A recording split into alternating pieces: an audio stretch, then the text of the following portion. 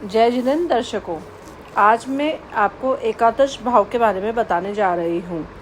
आज के युग में किसी जातक का जीवन व्यवस्थित ढंग से तभी चल सकता है जबकि उसका आर्थिक स्थिति मजबूत हो। आर्थिक स्थिति तभी मजबूत हो सकती है जब उसकी आय का साधन मजबूत हो। आय के इस साधनों का हिसाब किताब एकादश भाव अर्थात आय भाव अथवा लाभ भाव से देखा जाता है। इसलिए आज के इस अर्थ प्रधान युग में एकादश भाव का अपना विशेष स्थान है। आय भाव मात्र लाभ या आय का ही घोतक नहीं बल्कि मूल्य का भी घोतक है। अतः आयेश जिस स्थान पर स्थित है अथवा जिस भावेश के साथ विराजमान है या जिस स्थान का स्थानाधिपति को देखता है उसे भी मूल्यवान संपन्न बनाता है। वैसे तो एकादशपति को पापी माना जाता है, किंतु एकादशपति दूसरा भावाधिपति के साथ युति अथवा दृष्टि संबंध स्थापित कर ले तो शुभ माना जाता है। जन्म कुंडली में हम एकादश भाव अथवा लाभ भाव से जातक की आय, माँ की आयु, बड़े भाई बहन की स्थिति, ससुराल से धन प्राप्ति, हवाई यात्रा, चोट का योग, मंत्री पद, गुप्त धन, लाभ व हानि, जीवन निर्वाह का साधन, कान, वाहन, बाया हाथ, संपत्ति व वैभव आदि के बारे में चिंतन व मनन करते हैं। एक समझदार विद्वान ज्योतिषी को आय भाव अथवा लाभ भाव का अध्ययन करते समय एकादश भाव में स्थित ग्रह, एकादश स्थान अर्थात आय भाव पर ग्रहों की दृष्टि, एकादशपति की स्थिति, दशा व अंतर्दशा आदि का अच्छी तरह गंभीरता पूर्वक अध्ययन कर लेना चाहिए। फलित करने में जल्दबाजी कभी नहीं करनी चाहिए। लाभ अथवा आय भाव ये गेंस का भी हाउस है। एकादश भाव लाभ स्थान अर्थात आय स्थान अर्थात प्राप्ति स्थान है। जन्म कुंडली में एकादश स्थान से यदि कोई ग्रह विराजमान है तो वह उस वस्तु की प्राप्ति जातक को करा देता है जिस वस्तु का वह भावेश होने का प्रतिनिधि है। विशेषतः जब लग्न का स्वामी अर्थात लग्नेश एकादश भाव में विराजमान हो तो प्राप्ति अवश्य ही होती है। उदाहरण के लिए जैसे सूर्य यदि लग्नेश हो और लाभ स्थान में बैठा हो तो जातक को साहस व राज्य की प्राप्ति अवश्य होगी। यदि चंद्रमा लग्नेश होकर आय भाव में बैठा हो तो जातक को धन, संपदा, राज्य, योग आदि प्रदान करेगा, किंतु चंद्र का बलवान होना अत्यंत आवश्यक है। यदि मंगल लग्नेश होकर एकादश भाव में स्थित हो तो जातक क्रोधी, प्रतापी, साहसी, कार्यशील आदि गुणों को अपने अंदर लिए हुए होगा। यदि बुध लग्नेश होकर आय भाव में विराजमान हो और बलवान हो तो जातक बुद्धिमान, परोपकारी, शास्त्रों का ज्ञाता होता है। यदि गुरु लग्नेश होकर लाभ भाव में विराजमान हो तो जातक धार्मिक प्रवृत्ति का, मंत्रणा शक्ति युक्त, भाग्यशाली, राज्य सुख को भोगने वाला धनवान होता है।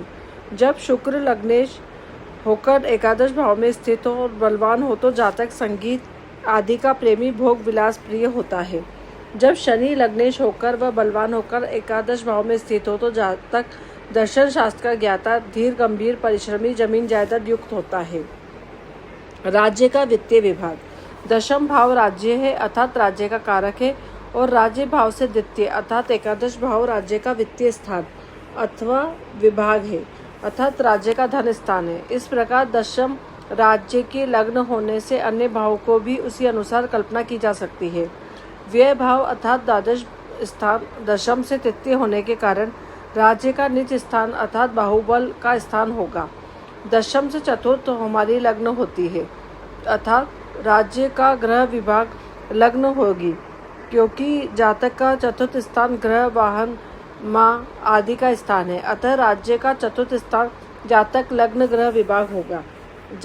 राज्य स्थान से पंचम अर्थात द्वितीय स्थान होगा। राजा का विद्या स्थान और तृतीय स्थान होगा। राज्य स्थान से षष्ठ अथवा राज्य का श्रम स्थान अर्थात राज्य का श्रम विभाग एवं शत्रु व रोग विभाग। एकादश भाव को बाया हाथ से भी देखा जाता है। एकादश भाव बाया हाथ है क्योंकि यह लग्नेश के साथ मिलकर लाभेश का काम करता है। यदि लग्नेश और भाग्येश शुभ ग्रह अर्थात धनु लग्न में संभव है, पंचम भाव व उसके स्वामी को देखें तो शिक्षा का लाभ, पुत्र का लाभ स्वयं के द्वारा होता है। यदि लग्नेश व लाभेश अशुभ अथवा पापी ग्रह हो जैसा कि मकर लग्न में संभव है, उसकी पंचम भाव पंचमेश की दृष्टि अपूर्ण शिक्षा, संतान हानि अथवा अपने स्वयं के द्वारा संतान क्षय, गर्भपात करना जातक स्वयं करता है अर्थात संतान प्राप्ति में स्वयं बाधा उत्पन्न करता है। इसी प्रकार अन्य भावों पर भी लग्नेश व लाभेश की मिश्रित दृष्टि का शुभ अथवा अशुभ फल मिलता है। बहुत्व, जिस भाव का स्वामी लाभ भाव अथवा एकादश भाव में स्थित हो, उस संबंधी की संख्या में आयु में वृद्धि होती है। उदाहरण के लिए चतुराधिपति एकादश भाव में हो तो माँ की आयु में वृद्धि होगी, अर्थात माँ दीर्घायु होगी।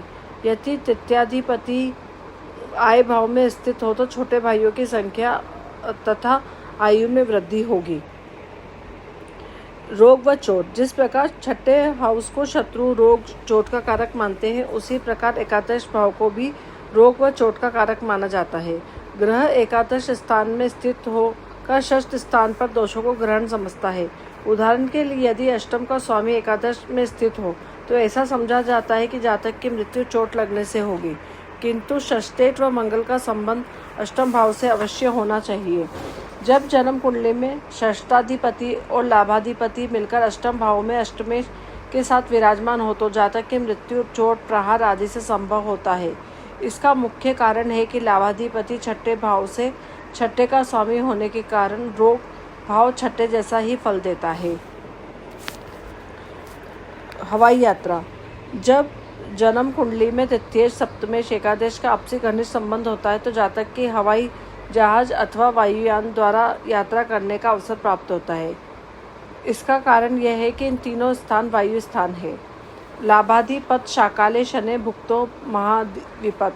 ज्योतिष ग्रंथ देव केरल में कर्क लग्न में संबंध में कहा गया है कि लाभाधिपति शुक्र की महादशा में शनि की अंतर्दशा में जातक को अर्थात कर्क लग्न वाले को अत्यधिक कष्ट भोगना पड़ता है। इसका मुख्य कारण है कि शुक्र व शनि दोनों ग्रह कर्क लग्न के शत्रु हैं, अर्थात कर्क लग्न के लिए पापी हैं। अतः हानि और कष्ट मानसिक तनाव तो देंगे ही। जब लग्नाधिपति की महादशा और ऐसे ग्रह की अंतर्दशा हो जो लाभेश की ही तरह लग्न व लग्नेश का शत्रु हो तो उसकी महादशा व अंतर्दशा में जातक को बहुत कष्ट व दुख व परेशानी भोगनी पड़ती है। इस तरह से हमने एकादश भाव हाई इनकम वाले हाउस का विवेचन किया है। यह 7 कुंडली फल विचार द्वारा लिया गया है। धन्यवाद।